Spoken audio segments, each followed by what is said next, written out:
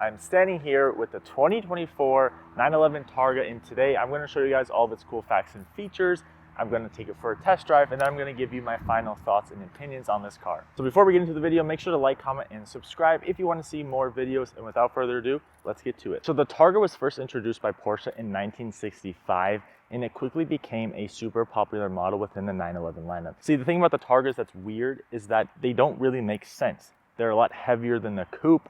They have way more wind noise than a convertible, but for some reason it's stuck for this long in the 911 lineup. And the main reason why is because it just looks and feels so cool. So this 2024 Targa right here is a base model. You can also get an S or a GTS. However, with the base model, you get a 3-liter twin turbocharged flat 6 that makes 379 horsepower and 331 pound-feet of torque. It also has a 0 to 60 of about 3.5 seconds. Now, one of the downsides to the Targa is that you're kind of limited in what you can option. See, with the coupes and the convertibles, you can get all-wheel drive, rear-wheel drive, stiffer suspension, softer suspension, but with the Targa, you don't get all those options. See, on the Targa, you have to get all-wheel drive, which I assume a lot of people aren't gonna complain about too much because all-wheel drive is kind of more popular nowadays. But if you're a rear-wheel drive person, unfortunately, you're not going to be able to get a Targa. Now, looking on the front end of the Targa, it is really the same as all the other models. There is no difference to the front end. The only really thing to keep in mind is that this does not have the Sport Design package. You can also option a Sport Design package if you want on the base models. However, this car does not have it. And I do kind of think that the Sport Design package does look better than this. However, I think most people who want the Targa, they're not trying to be as sporty and aggressive as possible. So I could kind of see why this does fit the Targa for a lot of people. And then in terms of the headlights, you get LED headlights, which are super bright at night. They work very well. And up front here, you actually can option a 360-degree camera, which just makes it so much easier to park, especially if you're in a sports car. It's kind of hard to see. You don't want to curb the car. I think having a 360 camera is a must-have option for this car. So because this is a 911 and the engine is in the rear end of the car, your frunk or your trunk is actually in the front end of the car right here. You actually have a lot of space. It's pretty easy to open it. All you have to do is just pull a little lever on the interior of the car. You pull this lever here and it pops right up. There's actually a lot of space in here. Surprisingly, you can definitely probably fit like 2 suitcases. You can fit groceries in here. I don't know the exact cubic feet of space. It was kind of hard to find online. I think it's 4.5 to 4.6 cubic feet of space, but it's actually pretty deep. It has a lot of space and you can definitely use it. It's not like it's an unusable front. Now moving on the side here, this is a base model, so there's not a bunch of different options on it. You can get a whole lot of things if you want it to look a bit more aggressive or a bit different. Like for example, on your side mirrors, you can change the color of this. So you can get carbon fiber. You can get Sport Design side skirts that give you a little bit more of a wide body look to the car. And there's a whole lot of badging and Porsche logos that you can put on it as well. However, I do think that even in its base format, this car just looks so smooth and so sleek and so classy, just like a 911 should. And then in terms of the wheels and the brakes and the tires and all that stuff, these are 20-inch wheels in the front, 21-inch wheels in the rear. You can also get the 19 and 20 set. However, I do think that the 20 and 21s look a little bit better. However, another thing that a lot of people don't talk about is that with the smaller wheel sizes, you actually save weight in the car, which actually helps the handling and also the acceleration. And then for the brakes, you get 350mm rotors in the front and the rear, so the same size. They are the smaller rotor, so unfortunately, you don't get the same rotors that you get in the S or the GTS. However, if you're really bent on getting larger rotors, you can always fit them aftermarket. Now, in terms of the rear end of the Targa, it looks pretty similar to all the other 992 models and trims. However, there is one really annoying thing, and that is reaching the actual engine bay to change oil or coolant or whatever you're trying to do. See, in most 911s, you pull this little latch on your door sill, and this little thing pops up. You can easily access your engine. However, on the Targa, it's different because this entire Targa roof rack is one piece. So this thing has to go all the way back electronically, and to reach the engine bay, you have to go around it behind essentially where the rear seats are just to reach your engine bay. And keep in mind that this is all electronic, so it's super slow to go back and super slow to go forward. You can't just push it yourself. And then just some other things to know for people who aren't as familiar with the 992 generation, you do get this really cool flat LED light bar that looks super cool at nighttime. Get some Porsche badging and lettering and all that kind of stuff.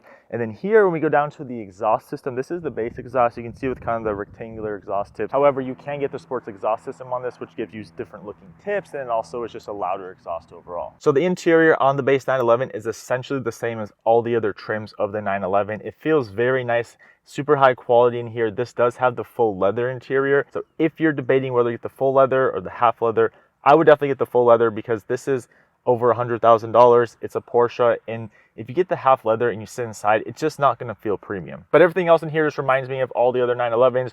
You get your little razor blade gear shifter right here that a lot of people complain about, but honestly I think it looks good on the interior. Definitely makes it look more modern. And as we go through the center console right here, you get seat conditioning and seat heating, and then you have these two buttons right here that actually control the Targa top. So it's super easy to take the Targa top off. You just pull this button to take it off, you pull the other button to put it back on. And then in terms of cup holders, you get two cup holders. You get one in the center right here, you get one on the passenger side that actually you push in and it pulls out. So this is the second iteration of the infotainment for the 992.1 generation. So you get like the colored apps and all that kind of stuff that you would expect with the new software update. It's super responsive, it has everything you need. However, like most cars, I assume most people will just use Apple CarPlay like 95% of the time. But if I had to pick a favorite setting, if you go to your vehicle and you go to your drive section, there's this really cool thing that you can actually see the Targa car itself, not just any 911, but you actually see a Targa. You can also raise and lower your spoiler. So if you want to show off, but you're not in sport mode, you can definitely do it from here. But if you want to be more low key,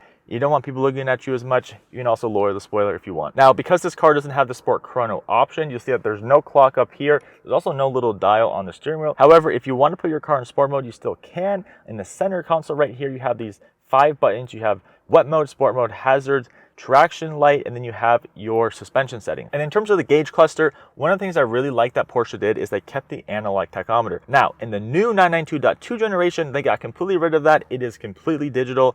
I know it's unfortunate. However, the good thing is that if you're buying a 992.1, you still get to have the analog tachometer. But with that being said, I actually do kind of like having the digital stuff on the side because you can customize literally anything you want. There's a bunch of different settings. There's a bunch of information you can display.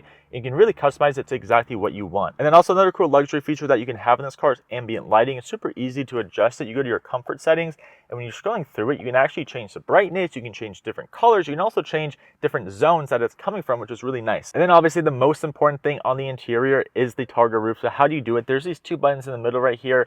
It's really easy. You just have to hold it down, you pull it back, and it opens up. The button on the right side closes it. So it's really simple. I don't think you can open it if you're moving. I think you have to be completely stopped, which is annoying. However, I assume most people, if they know they're going to drop the top, they're probably not going to have to put it up unless they're parking somewhere. Now, one of the questions I get asked all the time is, Nate, is there actually enough space to fit in the back of a 911? The answer is yes.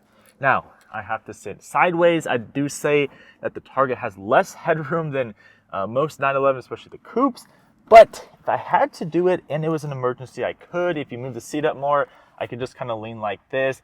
There's not as much space in the Targa back here as there is in the coupes and the cabs, but nevertheless, if you had to do it, you could get back here. All right, guys, so we're driving the Targa now. I'm going to start with the roof up just because it does get pretty noisy, and obviously if there's a bunch of wind noise, it's not going to be nice for you guys to hear me talk. I will lower it towards the end of the video just so you guys can see, but yeah, it is pretty noisy. I'd say over like 50 to 60 miles an hour, it's just pretty noisy. But I think if you're kind of cruising like 25, 30, 45 miles an hour, there's no problem having it down. Once again, that's another disadvantage having the Targa, but you still get to look the coolest. And I'm just going to start in manual and sport mode. I'm going to actually turn traction, at least in the sport setting, because the Targa has all-wheel drive, so I don't have to worry too much about the car sliding too much. All right, so we're gonna get on it now.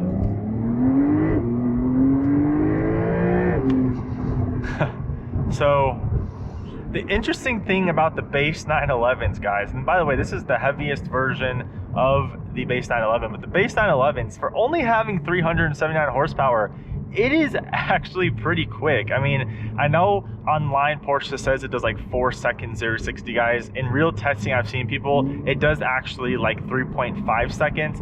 And as you can see right there, this car doesn't even have the Sport Chrono package. There's no launch control. I just floored it and it was really moving. Testing the turn radius right here. This does not even have 4-wheel steer, but it still turns pretty tight.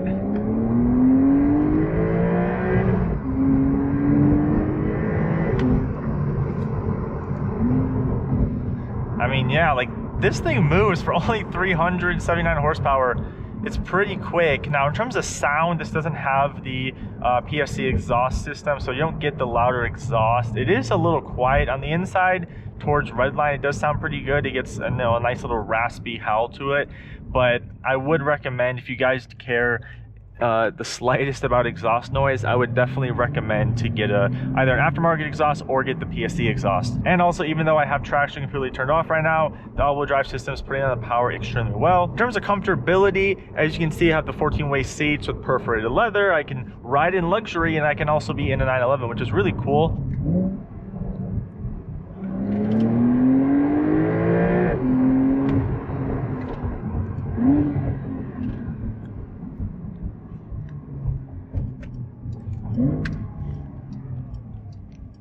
Now, I guess the big question with the Targa, because there's really nothing like it, there aren't any other 911 looking Targas out there other than the Targa itself. So I guess the question is, do you really need the S or the GTS, or is the base enough? And I personally have a 911 GTS. I don't have the Targa, but I do have the coupe version. And what I'll say is this, is that they're like 90 to 95% similar. Now, the GTS has a lot of minor upgrades and stuff, but I think for the average person, if you aren't like really big on doing like track days or something, the Targa is more than enough speed.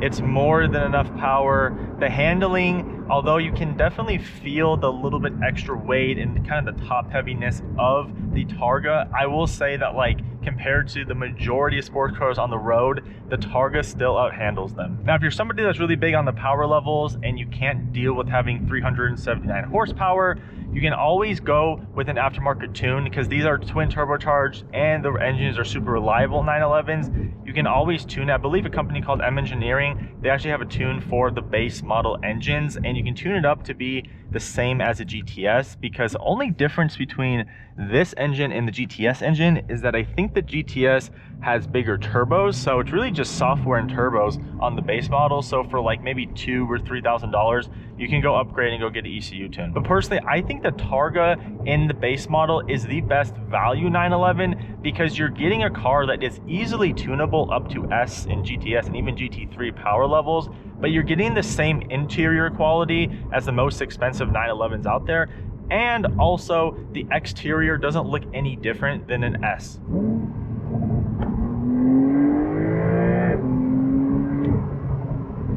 Now, how are the brakes? The brakes are actually pretty good. I know a lot of people get worried because these do have the smaller 350mm brakes, unlike the S and GTS that have bigger brakes. But what I will tell you is that braking power in terms of physics, okay, smaller brakes actually don't necessarily stop any slower than larger brakes. The only difference is that smaller brakes just get hotter faster. So if you were to take this on a racetrack, the brake pedal is gonna fade more. But if you were to like take even my 911 GTS, which is a lot lighter and has the bigger brake system, and you were to do like a head-to-head stopping test with the same tires, this car would probably stop in the same distance as my GTS.